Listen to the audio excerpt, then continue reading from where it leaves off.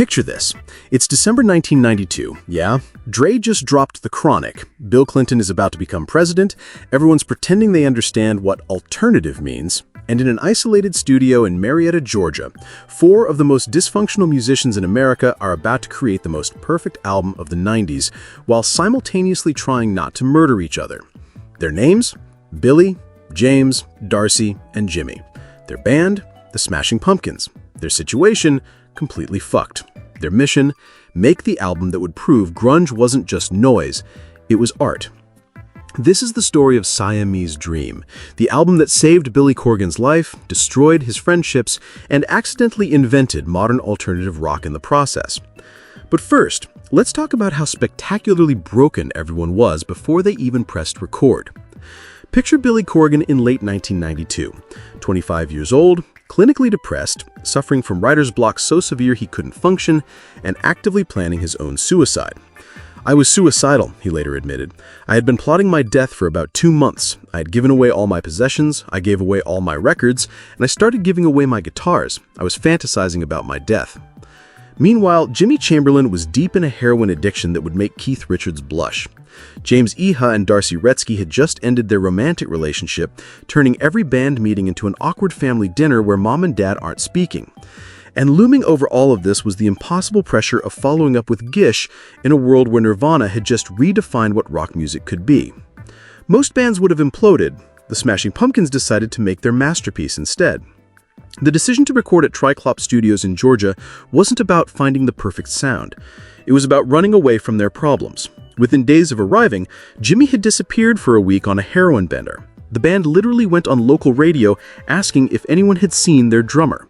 "If anyone sees our drummer, can you send him back? We need to finish our album," they pleaded. True story. But here's where Billy Corgan's obsessive perfectionism became their salvation. With Jimmy missing and the rest of the band barely speaking, Billy and Butch essentially locked themselves in the studio and decided to build their own reality. The recording process was beyond intense. It was psychological warfare disguised as music production. Billy and Butch worked 12 to 16-hour days, sometimes spending 2 full days on a 45-second section of music.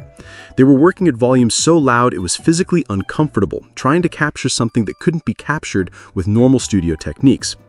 But the real controversy was Billy's decision to play almost every instrument himself. Not because he was a control freak, well, not entirely, but because it was the only way to get the album finished on time and within budget. "Billy can do it in 3 takes and I can do it in 10, and we are paying for studio time.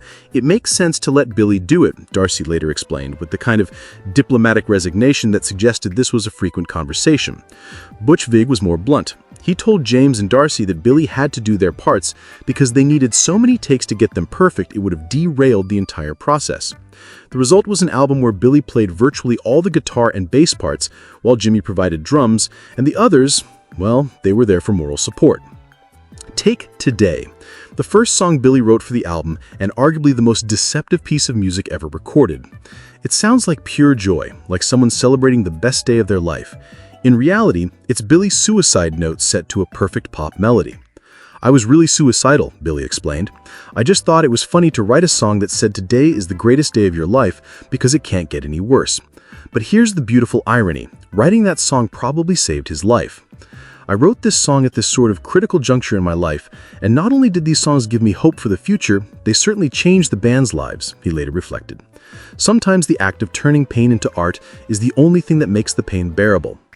Then there's Rocket, 4 minutes of pure sonic architecture that proved alternative rock could be as epic as prog without the pretension. Built around one of Billy's most devastating guitar riffs and Jimmy's most thunderous drumming, it was the sound of a band discovering they could fill stadiums with their neuroses. Hummer, meanwhile, was Billy at his most vulnerable, 6 minutes of whispered confessions over shimmering guitars that felt like being inside someone else's anxiety attack. It was the album's most experimental track, all feedback and atmosphere, proving that the Smashing Pumpkins could be as ethereal as they were crushing. But if we're talking about perfection, if we're talking about the moment when everything Billy had been trying to achieve crystallized into something transcendent, we need to talk about Mayonnaise. This might be the best song the Smashing Pumpkins ever wrote. Built around a shoegazy guitar line and an alternate tuning that would make Sonic Youth proud, Mayonnaise is what happens when technical mastery meets complete vulnerability. The way the song builds from intimate whispers to soaring anthems, the way Billy's voice cracks with genuine pain, and the way even the guitar feedback serves the emotional narrative, it's songcraft at its absolute peak. When people talk about the Smashing Pumpkins' genius, this is Exhibit A. When people talk about the Smashing Pumpkins' genius, this is Exhibit A.